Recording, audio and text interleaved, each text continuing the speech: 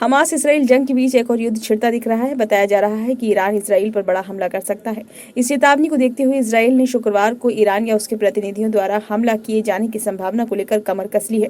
उसने हमले से निपटने के लिए पूरी तैयारी कर ली है। दरअसल हाल ही में सीरिया में ईरान के वाणिज्य दूतावास पर हमला हुआ था। इसमें 2 ईरानी जनरलों की मौत हो गई थी।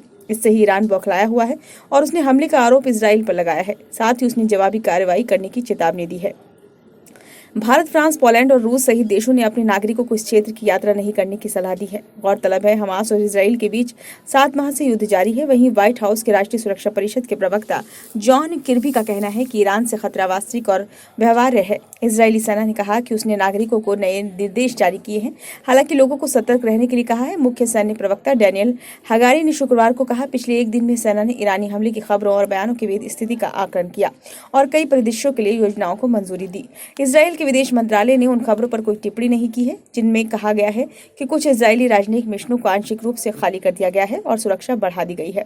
इसराइल के एक बड़े दैनिक अखबार में कहा गया है, बदला लिया जाएगा और अगले कुछ दिनों में ही 1 अप्रैल को सीरिया में ईरान के वाणिज्य दूतावास पर हमला हुआ था। इससे दूतावास का एक खंड पूरी तरह ध्वस्त हो गया था।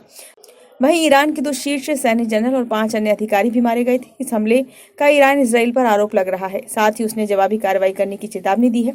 हालांकि इसराइल ने हमले की जिम्मेदारी नहीं ली है।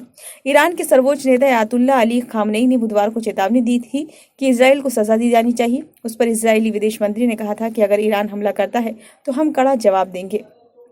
इसराइल द्वारा काफी दिनों से सीरिया में ईरान से जुड़े ठिकानों पर हमला किया जा रहा था, लेकिन ताजा हमला अपने आप में पहला है जिसमें ईरानी दूतावास को निशाना बनाया गया। ईरानी दूतावास पर हमले में हिजबुल्लाह के लड़ाके भी मारे गए हैं।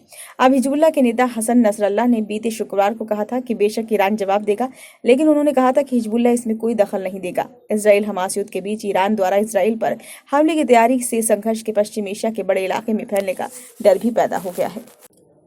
ब्यूरो रिपोर्ट, नई दिल्ली।